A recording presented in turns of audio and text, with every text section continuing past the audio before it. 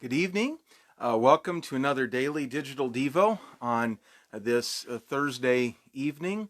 I'm glad to be able to be with you and to share with you, especially as we're going through the book of Proverbs during the month of May. So we've extended the Proverbs challenge, which is to read a chapter a day during the month of May from the book of Proverbs. And today is May the 4th, otherwise known as the Star Wars Day. I don't know if you've been seeing those memes out there on Facebook, but all day long. And there's some Jesus ones too that are mixed in there as well, like May the 4th, like calling forth Lazarus from the tomb. Just some really, really cheesy stuff out there for May the 4th, which is Star Wars Day, because it's May the 4th be with you. And I think that's insulting to people with lisp, because that's what it's making fun of. So there you go. Glad you're with us, James and Susan and Randy and Dee and Jonna. Good to see you. And I see that Betty's on here too. And I see Jonna is on here, and Angie. I see people coming out now. So yeah, it's good to be with you. It's been a tough day. It's been kind of an interesting and difficult day. We got news earlier, just a little bit ago, earlier this afternoon, that George Galisath has passed away, gone home to be with the Lord, and so that happened over the weekend. And also, Jan Adams passed away. Some of you may know Jan. She has lived in Blue Springs for many years. Hello, Martha. Hello, others. If I missed somebody, I'm so sorry. Oh, there's Judy. Judy's on here, so good to see you. So yeah, kind of a difficult day. Finding out about George passing away and finding out about Jan passing away. People that I know and care about and love. Hello, Michelle. Another person I know and care about, along with the rest of you on here tonight. And so that's been interesting. And then my mom called from Colorado. My brother Doug was involved in a motorcycle accident, and it apparently is pretty severe. He has a traumatic head injury, and he's actually in surgery right now. They're doing brain surgery to remove the pressure on his brain. And so he again is in Pueblo, Colorado. That's where he lives. And so my parents are on their way. My oldest brother Gary is supposed to be already there. And so we'd appreciate your prayers for those folks, for the families of George Galisath, for the family of Jan Adams. Her son is Monty. Some of you maybe get glasses from him in Beatrice. And then also for my brother Doug, as he's in surgery right now. Appreciate your prayers for them. We're going to kind of see what happens. I don't have time, obviously, to get to Pueblo tonight, but I may end up having to go there this week. We'll see what happens tonight. Thank you, Judy, for praying, and I know others that will be as well. I really appreciate that. Also, some of you, if you missed yesterday, John Jones, who is a longtime member of our congregation, an elder, and was a preacher for many years. He has MS, and he's in a facility in Sioux Falls, South Dakota.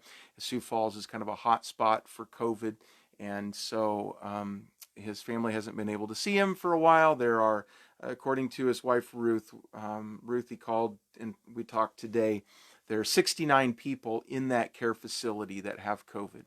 And it's a huge facility, of course, but 69 residents have COVID. 30 staff have COVID. And I believe she said, I think this number's right, that there were 13 people that had passed away from COVID that were in that home. Of course, John has MS. He has other complications as well. And she called to just tell me that things are not looking well.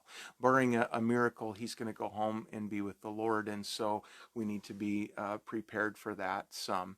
And it's a good reminder that, we need to guard our heart when it comes to things. Life comes at us fast. Things are difficult to handle. And where does it hit you? It hits you right here. It hits you right in the heart. And so I want to share a little bit here from the book of Proverbs, chapter 4. And today is May the 4th, so it's the 4th chapter of Proverbs. I hope you guys are enjoying this. I know some have expressed that they're glad that we're doing this. Some people have done it for years, gone through Proverbs as well as doing other Bible reading and things. I've seen that as well. So maybe you haven't done that, maybe you have, but hope you're enjoying that. It's good to see on here Sandra and Lori and Chris and Cheryl. Thank you, and Lori. And my favorite verse out of Proverbs is verse 23. And the old NIV, the 1984 NIV, says, above all else, guard your heart, for it is the wellspring of life. Guard your heart because it's the wellspring of life. Hi, Sonia.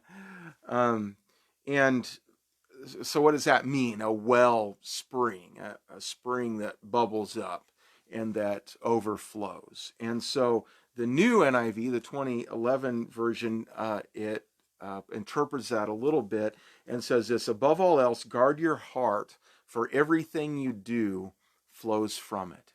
Above all else, guard your heart, for everything you do flows from it. This is an important thing, and it is a proverb. Again, something that is, and I use this term. Some people, there's a little bit of confusion. Why did I call a proverb a rule of thumb? Well, that's because that's what it is. That's what a proverb by definition is. We have things in our culture that are proverbs that are things that are generally true, and that's the same when it's written down. Kind of like poetry is a particular genre of literature. In the Bible, we have poetry, Song of Solomon. In the Bible, we have Proverbs. In the Bible, we have Gospels, which are a narrative. They tell the story of Jesus. The Old Testament history tells the story of Jesus. The Old Testament law, that's a little bit different. Apocalyptic literature, like Revelation, that's a little different. And while we interpret the Bible, quote unquote, literally, there are so many figures of speech that the Bible uses and things, and genres of literature that the Bible uses, just very, very diverse. And so when we get to these proverbs, it's a rule of thumb. And there are some proverbs that actually they appear to contradict. And I think there's in Proverbs verse or chapter 26, because I just want to give you an example of this. There are two. Okay, it's Proverbs chapter 26, verses 4 and 5. So listen to this. This is one reason why Proverbs are a good rule of thumb. Proverbs 26, verse 4 says, do not answer a fool according to his folly, or you yourself will be just like him. So that's similar to arguing with the fool. Like sometimes if somebody is foolish, they're exhibiting folly, they're going down the wrong way. If they are complaining to you or something and you answer them according to their folly, they aren't going to hear anything. It's like casting your pearls to swine. That's a proverb that is in the New Testament. You don't want to do that. There's actually some kind of gross proverbs out there as well that we don't need to talk about tonight. But this is one where Proverbs 26, verse 4, do not answer a fool according to his folly, or you yourself will be just like him. And verse 5 says, answer a fool according to his folly, or he will be wise in his own eyes. So which one is it? Are we supposed to answer a fool according to his folly, or do not answer a fool according to his folly? Which one is it? And the answer is yes. And the answer is, more accurately, it depends. It depends on the situation. So these proverbs are a good rule of thumb that are applicable to our lives, but when are they applicable and when are they not? And that is what it means to be wise, is to know when to apply the certain proverb. There are times that don't worry about answering a fool according to his folly. Don't worry about it. Just let it go. Let him go down that path if you want to. On the other hand, answer a fool according to his folly, or he's going to be wise in his own eyes. He's going to think that he has everything figured out, or that she has everything figured out. And so there are times that we need to answer a fool according to his folly. And there are times that we do not need to answer a fool according to his folly. And wisdom is knowing the difference. When is that different? So that's an example of why a proverb is true most of the time, even if they are biblical proverbs, because we have to know when to apply the proverb. All right? Does that make sense? I hope that makes sense. If I muddied the water for anybody, I sincerely apologize. Let me know. Let me know how I can help you. Let me know how I can help you work through that process. So anyway, Proverbs are a good rule of thumb. Chapter 4, verse 23. Above all else, guard your heart, for everything you do flows from it, or it is the wellspring of life. And here's where we have to get into some Bible interpretation, okay? Because we read somewhere else, and I've had some people argue this before, that the heart is deceitfully wicked. Have you heard that before? That the heart is deceitfully wicked. And we find that in Jeremiah 17, verse 9 and 10. And it's Jeremiah speaking, and he says, and it's actually Jeremiah is delivering the message. The Lord is speaking, and here's what we read in Jeremiah 17:9. The heart is a deceitful above all things and beyond cure. Who can understand it? Sounds like the heart is a terrible thing. But then the passage goes on, the next verse. I, the Lord, search the heart and examine the mind to reward each person according to their conduct, according to what their deeds deserve. Well, that seems to indicate that when the Lord searches the heart, he's going to find either something good or he's going to find something bad. Well, if it's something good, how is it that the heart is deceitful, is deceitfully wicked above all things? How is that possible? Does that make any sense? And I would argue this, that our hearts as followers of Jesus have been redeemed and have been changed and have been transformed. So is the heart deceitfully wicked, or has our heart been redeemed and transformed? And the answer is yes. The heart sure can be deceitfully wicked if it is in somebody that is deceitfully wicked, if it's in someone who hasn't been redeemed and hasn't been transformed. And then the heart is certainly going to be deceitfully wicked. But our hearts have been redeemed, and that's the next prophet, Ezekiel, chapter 36, verses 25 to 27, and these are quoted in the New Testament as referring to followers of Jesus. And here's what it is. It looks like it's something that will be fulfilled for the nation of Israel, but it's not. It's fulfilled as evidenced in the New Testament. It is fulfilled by followers of Jesus. And so this is a promise that's meant for us as followers of Jesus, that I will sprinkle clean water on you and you will be clean.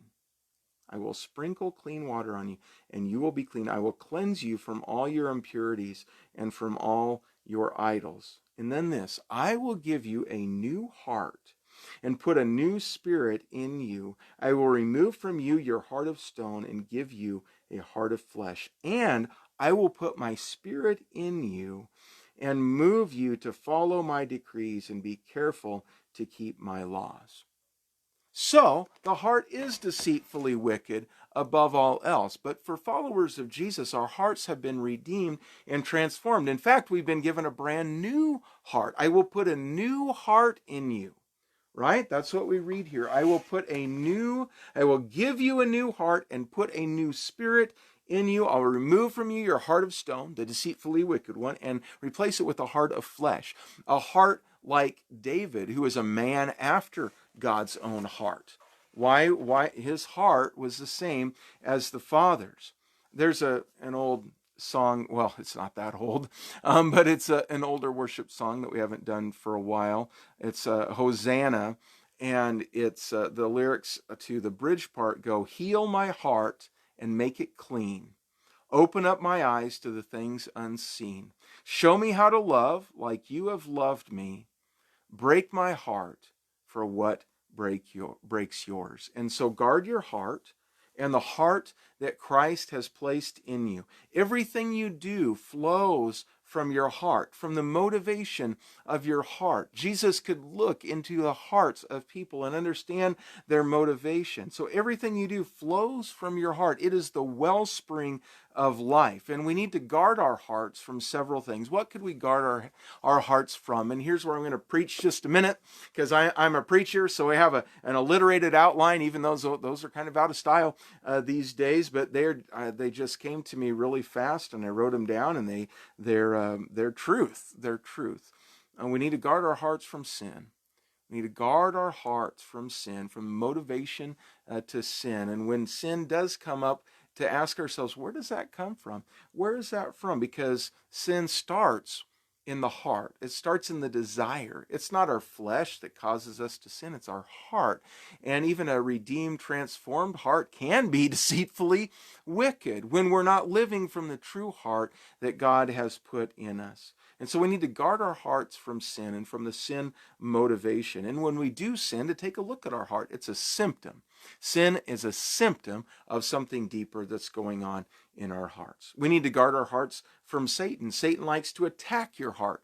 He wants to break you down and lie to you. He is a deceiver. He is an accuser. He's going to bring accusation after accusation against you. And he's going to tell you, you don't have a good heart at all. You're not nothing. You are less than nothing. You are slime on the bottom of my shoe. And Satan will lie and lie and lie. He's a deceiver and he's an accuser, and he is going to lie to your heart. And he will attack your heart. So we need to guard our hearts, and we guard it with the truth of Jesus Christ and who we are in Christ. That we need to stand up and say, I am a child of God. I am his treasured possession, and I need to rest in that.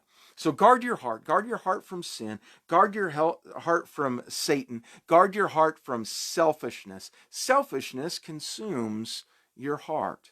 Selfishness can consume your heart. So check your motivation. Why do you do what you do? Is it because you want to have the same heart as the Father? You want to live from the true heart and the redeemed heart that he's placed in you? Or do you want to live from a false heart, in a false place, in a place that isn't authentic and isn't real and doesn't mesh with what God wants for your life? So I want to encourage you to guard your heart. Everything you do flows from your heart as the wellspring of life. And so you guard your heart, and that ultimately guards your life. And be like David, a man after God's own heart. Let your heart beat the same as your Father. So above all else, guard your heart. Everything you do flows from it. And that's our message for today on this Star Wars Day. May the 4th be with you, but actually may God be with you as you follow him, as you continue to dig in and to understand and to gain from the wisdom that Solomon and others have put into the book of Proverbs. Thank you again this evening. Good to see all of you. Thank you so much for your prayers. Chris, this is my older brother, Doug, that was involved in you're saying when we need to keep Dan. He went to get tested. Oh, okay. All right. Yep. We'll sure be praying for you. We'll sure be praying for Dan. And hello, Sean. Good to see you tonight. Coming in here, I think on the tail end. I don't know if you've been in on much of this, but go ahead and go back and watch again if you would. We're reading through the book of Proverbs, proverb a day during the month of May, and so just go with the day. Today is the 4th, tomorrow is the 5th. Let's keep reading through the book of Proverbs. Thank you all who are praying for John Jones and the family of George Galisath and the family of Jan Adams, and also for my brother Doug, who is injured today in a motorcycle accident. He's in surgery right now. So thank you so much for your prayers for them, and I love you. Look forward to seeing you again soon. We will have a service this Sunday at 8 a.m. that you'll get some info in our newsletter this week, and then I'll talk about it again, hopefully, Lord willing, on Thursday night. We'll just see what happens with my brother. So thanks again for all your prayers. Love you all. Have a wonderful night. Thanks. Bye.